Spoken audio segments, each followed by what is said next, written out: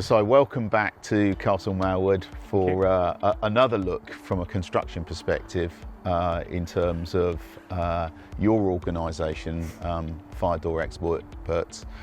Last time we were talking about the impetus that the market and government have placed on fire protection and fire safety and the rules and regulations, and how your organisation is addressing that from a digital perspective. Obviously COVID has come along and has interrupted everybody's lives. Yes. And I'm sure you've got lots of people out there physically doing stuff. Perhaps you'll give us some sort of insight how you prepared yourself and actually then engaged once COVID happened, and what you're doing now in terms of taking business, having meetings with people. You talked about Zoom before, and actually getting those things installed. What are you doing as a local business to? Well, yeah, if we go back to the beginning of the year, so what we generally find in our business is Q1, I don't know if it's budget related or people just decide, right, the new year, let's start fresh, and they look at their buildings. We get a lot of requests for fire door surveys, and that happens every Q1 of every year, and that was no different this year. So the first part of the year we were doing fire door surveys. Then obviously March 26th, whenever it was, when the lockdown happened, pretty much overnight, as with every industry, it kind of shut overnight. We had a small team still working because we were maintaining some on-call doors for a hospital trust, and we needed to finish this particular segment. So for about a week after, we were still doing that. But apart from that, we went into pretty much lockdown. We had 14 days of self-isolation for my entire team, myself included. My office went home, took their Macs home, and we worked from home. So I sort of had my first Zoom meeting. I didn't know what Zoom was before lockdown. We had our first A lot Zoom of people meeting. didn't. Yeah. And I said to my team, How did you right, find it? I thought it was great. It was brilliant. You know, as you know, I'm developing my house, so I was doing it from home. So I've got no doors in my house or anything. So it is just like a building site in my house. So people were questioning what's behind you. But so yeah, we had our first meeting, and I sort of said to my team, right, this is kind of a new world we live in. This is how I see what we need to do. So what I emphasised the fact that prior to lockdown we were doing door surveys. So I said, right, we need to rally around to those clients and say, look, we've got empty buildings now. We were doing your door surveys. We've provided estimates to maintain your doors or replace them based on our survey reports. We should be now going back into your buildings, particularly in central London, which was a ghost town, because they were completely empty. And we would do it socially distancing. All our technicians would have their own vans, they drive by themselves, they were working on separate floors. So we rewrote our RAMs as per the construction leadership guidelines. I think we're on version 4 now. And we demonstrated to our clients to say, look, thank you for giving us the opportunity to survey your fire doors. You've obviously got a budget for it this year. We should now be going into your buildings, particularly the office buildings, and start to do the work based on our survey report, because there's no one there. Everyone's gone, everyone's at home. And slowly but surely people realised that was quite a good idea.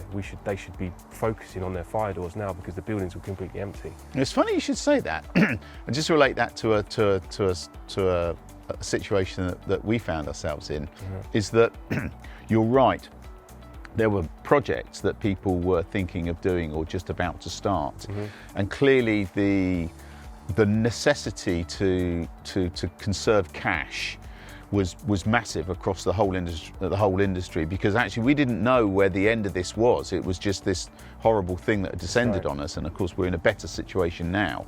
But actually things like, for example, large network projects where you were recabling or reinstalling or doing something within an office environment, massively disruptive when those people are trying to work in the office. Yes. And actually they'd all gone home, and exactly as you say, Si, it was a wasteland. There was nobody in those offices. It was the most ideal time to say, this is the time to actually do all that disruptive work. And absolutely.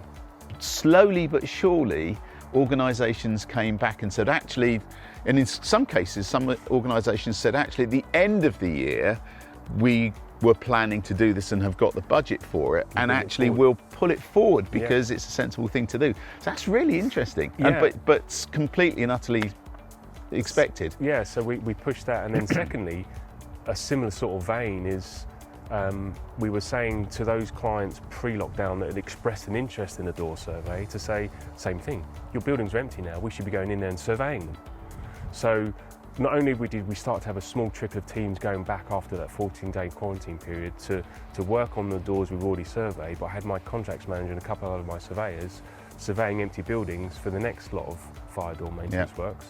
And then those orders started coming in, so we progressively got busier and busier and busier. Again, socially distancing, making sure we were completely working under the CLC guidelines.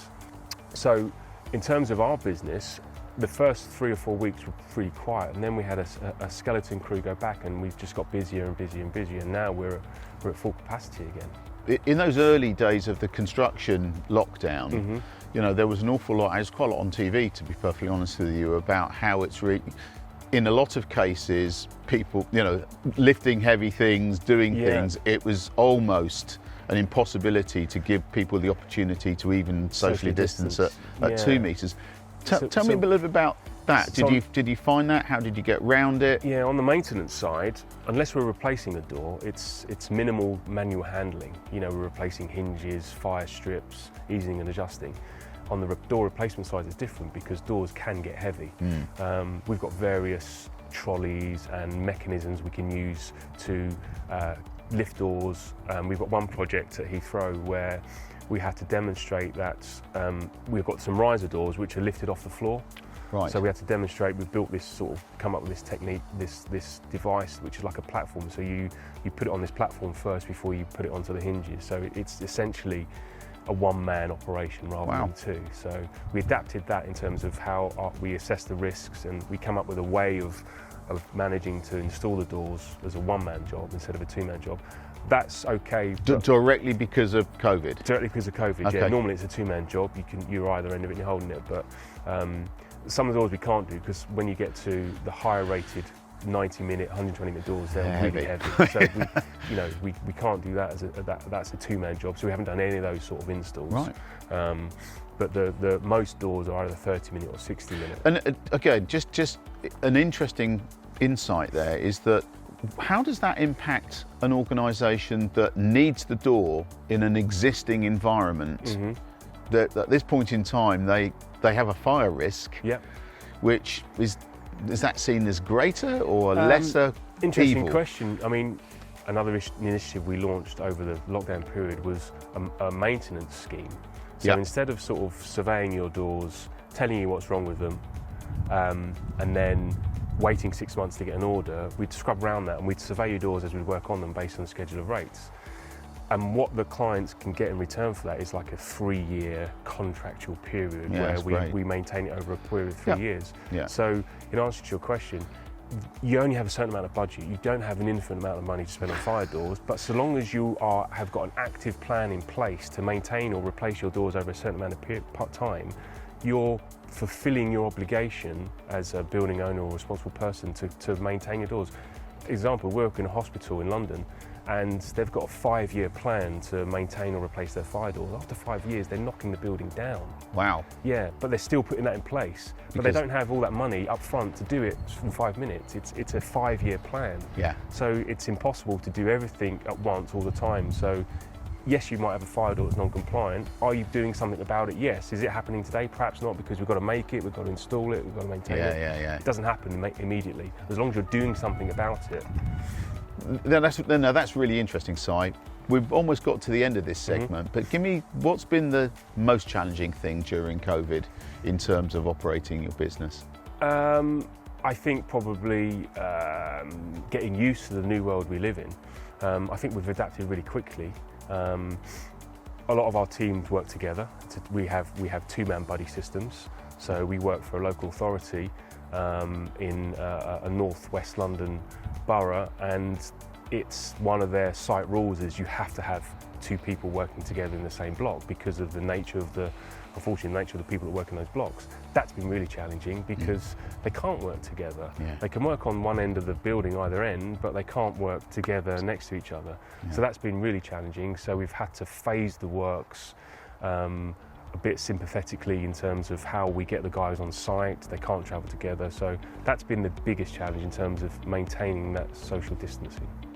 Well, look, again, really great to have you here. More really great information, and thank you again for coming.